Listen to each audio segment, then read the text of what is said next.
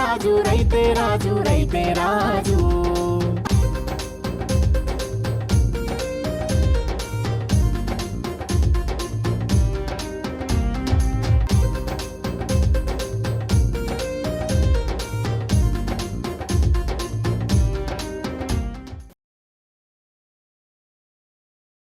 నమస్తే అండి. మనం సాయి కుమార్ గారితో పాటు ఉన్నాము దుండిగల్లో. అంటే డైరీ ఫామ్లో అందరూ చాలా దూడల ప్రాముఖ్యత చాలామందికి తెలియదు, కానీ దూడలతోనే డైరీ ఫామ్ నిలబడుతుంది అనేది సాయి కుమార్ గారు చెప్పింది. దీని వెనకలు ఏంటి, అసలు దూడలను ఎలా చూసుకోవాలి? చాలామంది దూడల పైన అంత హోప్ పెట్టుకోరు, కమర్షియల్గా వెళ్ళిపోతూ ఉంటారు. సార్ యాక్చువల్గా ఏమనుకుంటారంటే అందరూ ఒక దూడని పోషించాలంటే మినిమము అది పెద్ద అయ్యి డెలివరీ అయ్యే వరకు 1,50,000 ఖర్చు అవుతుంది. నాతో చాలా మంది కూడా నా ఫ్రెండ్స్ కూడా దాని గురించి డిస్కషన్ జరిగింది అనమాట. ఓకే. సో జరిగినప్పుడు నేను ఏమంటానంటే వాళ్ళ మాట కాదనుకుంటే ఇని నవ్వేసుకుంటాను, కానీ మనసులో నవ్వేసుకుంటాను, ఉండిపోతాను. సో ఏమవుతుందంటే 1,50,000 అవుతుంది సార్, కాదని నేను ఒక దూడని పెంచాలి అంటే దాని మనకు డెలివరీ టైం వరకు 1,50,000 ఖర్చు అవుతుంది. అది పాలు కావచ్చు, దానికి మేత ఖర్చు కావచ్చు, 3.5 సంవత్సరాలు టైం కావచ్చు. 3.5 సంవత్సరాలు టైం తీసుకున్నాక మనకు ₹1,00,000 ఖర్చు అవుతుంది. సో ఆ టైంలో ఏమవుతుంది అని అంటే ఒక దూడని మన దొడ్లో కనుక డెలివరీ అయితే సేమ్ మనం అదే 1,50,000 పెట్టి బయట నుంచి తీసుకున్న ఆవు పాలు ఇస్తుందా, ఇవ్వదా, నిలబడదా, ఎన్ని రోజులు ఇస్తుంది, దానికి ఎట్లాంటి సమస్యలు వస్తుంది అని ఒక గ్యారంటీ అనేది ఏమీ ఉండదు. వచ్చి పర్ఫార్మ్ అయ్యే వరకు మనకు తెలియదు సార్, ఎంతకాలం రన్ అవుతున్నా కూడా తెలియదు.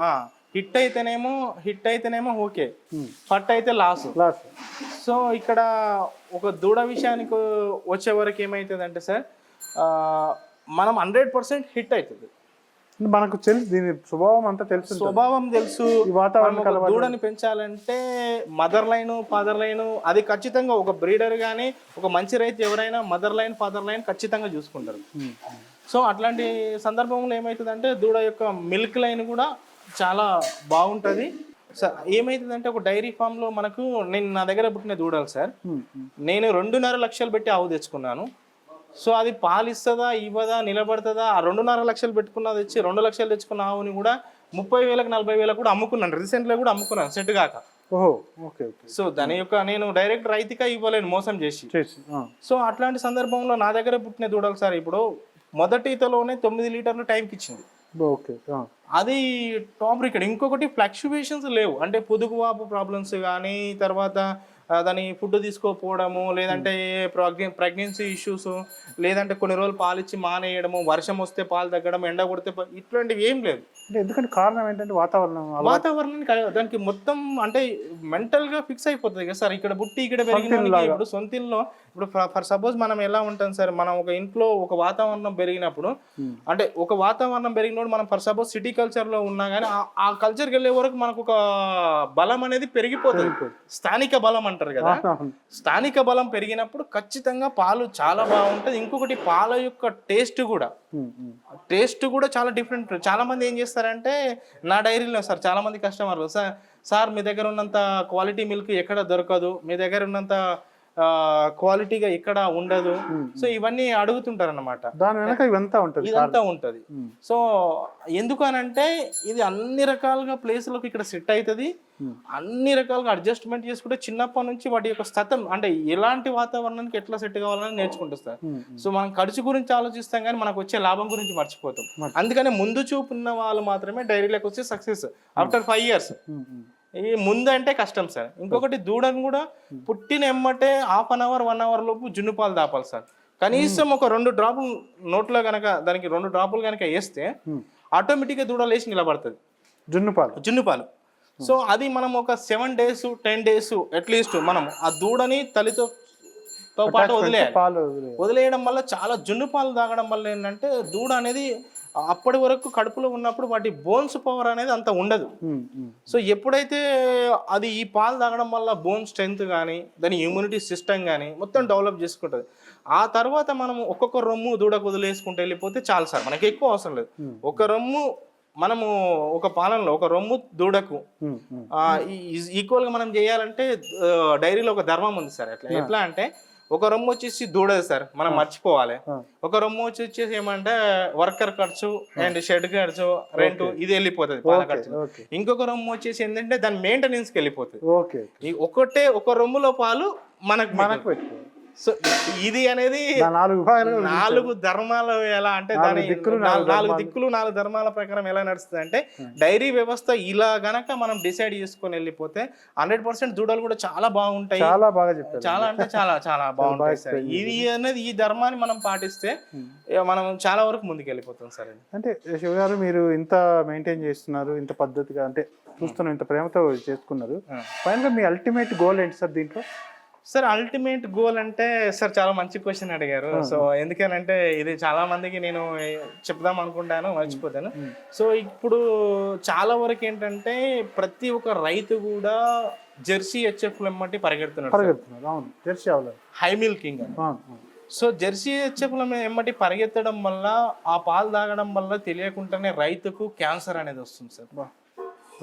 రైతుకు ఏ రైతు అయితుందో ఆ రైతుకు తెలియకుండానే భూమిని కూడా నాశనం చేసుకుంటున్నారు. సో అది ఏంటంటే భూమి ఎందుకు నాశనం అవుతుంది అంటే సార్, జెర్సీ హెచ్ఎఫ్ ఆవు ఎప్పుడు కూడా ఎండకు తట్టుకోదు. ఎంతసేపు దాని గాడి మీద కట్టేసుకోవడము, లేకపోతే దానికి ఏదో మళ్ళీ చల్లటి వాతావరణం క్రియేట్ చేయడం. సో అది ఆవు కూడా ఏంటంటే ఎక్కువ రోజులు నిలబడదు సార్. ఏదన్నా ప్రాబ్లం వచ్చిందంటే చనిపోతుంది. చాలా డెలికేటెడ్. సో అదే ఇండియన్ బ్రీడ్ సార్. నేను మా దగ్గర 10 ఈతలు ఆవు కూడా ఎంత హెల్తీగా ఎవరు నమ్మినా 2వ ఈత 3వ ఈత. సో నెక్స్ట్ నేను కమింగ్ అంటే వచ్చే జనరేషన్ కి ఒక మంచి జెనెటిక్స్ ఉన్న ఆవులని డెవలప్ చేసి వాటి మంచి మిల్క్ లైన్ ఉన్న ఆవులని ప్రతి ఒక్క రైతు కూడా ఒక దేశీ ఆవు ఉండాలి, మనం చూసి ఇన్స్పిరేషన్ కావాలి. నా గోల్ ఏంటంటే ఇప్పుడు అందరు అనుకుంటారు సార్, అంటే దేశీయ ఆవు పెట్టుకోవడం వల్ల ఏంటి లాభం అంటే, మనం మంచి జెనెటిక్స్ ఉన్న ఆవులని ముందుకు తీసుకొస్తే మంచి మిల్క్ ఇస్తాయి. సో ఫర్ సపోజ్ 6-7 లీటర్స్, అది 10 లీటర్లు ఇచ్చినప్పుడు ఇది ఒక 6-7 లీటర్స్ ఇచ్చినా కానీ రైతు అనేది సాటిస్ఫాక్షన్ అవుతాడు, ఎందుకంటే ఖర్చు తగ్గుతుంది. సో దానివల్ల అల్టిమేట్ గా ఏంటంటే మనం ఒక సౌత్ ఇండియాలో, నాకు ఒక కోరిక సార్, సౌత్ ఇండియాలోనే టాప్ మోస్ట్ బ్రీడర్ కావాలి. సో అందుకని నేను దూడల బ్రీడర్ కి డైరీ ఫామ్ కి తేడా ఒకటే సార్. డైరీ ఫామ్ ఎప్పుడు కూడా పాలిచ్చే ఆవు వెంకల్నే పరిగెత్తాడు, ఎప్పుడు ఆ ఆవు గురించి ఆలోచిస్తాడు, ఆ ఆవు పాల గురించి ఆలోచిస్తాడు. బ్రీడర్ ఎప్పుడైనా ఏంటంటే ఆ ఆవు నుంచి వచ్చే దూడల గురించి ఆలోచిస్తాడు. సో ఎన్ని దూడలు వస్తాయి ముందు చూపు. సో ఆ దూడలు వచ్చినప్పుడు ఏమైతుంది అంటే మంచి దూడలు మన దగ్గర 6-7 లీటర్లు సింపుల్ గా పాలిచ్చే దూడలు కనుక మన దొడ్లో డెవలప్ చేస్తే ప్రతి ఒక్కరు కూడా పెట్టుకోవడానికి ముందుకు వస్తారు. సో అట్లా మన దేశీ ఆవులని డెవలప్ చేసి దేశీ మిల్క్ని అందరి చిన్నపిల్లలకు పెద్దవాళ్ళకు తాపాలన్నది నాకు పెద్ద గోల్ సార్. అది అల్టిమేట్ గా. సో అది ఎప్పుడు నెరవేరుతుంది ఏంటనేది మనకు తెలియదు సార్. అదేండి చాలా అంటే పక్క ఇంత ధైర్యం ఇచ్చేస్తున్నా మీకు అంతిమంగా ఒక గోల్, భారతదేశ ధర్మం, హిందూ ధర్మం, ఆ గో యొక్క ప్రాముఖ్యతను కాపాడడానికి మీ వంతు కృషి చేస్తున్నారు. దేశీయ ఆవు నుంచి ఎప్పుడు కూడా సార్ దాని దగ్గర ఉన్న వాళ్ళకు క్యాన్సర్ అనేది దరిదాపులో రాదు సార్. క్యాన్సర్ కానీ షుగర్ కానీ ప్రకృతి నుంచి అది మొత్తం నేర్పిస్తుంది సార్, ఓపెన్ గా చెప్పాలంటే. సో నువ్వు డిసీజ్ వస్తే ఎలా ఉండాలి. చాలా మంది ఏంటంటే మనకి ఏదైనా జ్వరం వస్తే భయపడిపోతాం, సో వర్షానికి నానితే భయపడిపోతాం, ఎండ కొడితే భయపడిస్తుంది. అసలు దాన్ని చూసి చాలా నేర్చుకోవాల్సి వస్తుంది సార్ మనం. సో అది ఎండకైనా మరి దానికి చాలా మంది లంపీ అని చాలా భయపడరు సార్. ఇప్పుడు ఈ మధ్యలో గత కాలంలో లంపీ వైరస్ వచ్చింది, లంపీ వైరస్ వచ్చిందని చాలా మంది చాలా రకాలుగా భయపడ్డారు. సో లంపీ వైరస్ అనేది దేశీ బ్రీడ్కి అంత డేంజర్ అయితే కాదు సార్. ఎందుకంటే ఇమ్యూనిటీ సిస్టమ్ ఉంటుంది దానికి చాలా. ఎందుకంటే అది మట్టిలో పుట్టిన మాణిక్యము, దాన్ని ఎలానైనా ఫైట్ చేసి చేసుకొని నిలబడుతుంది. సో అందుకని మనకి ఏంటంటే గిర్ర ఒక 50 ఆవులు, కాంక్రీజ్ ఒక 50 ఆవులు, డిఫరెంట్ లైన్స్.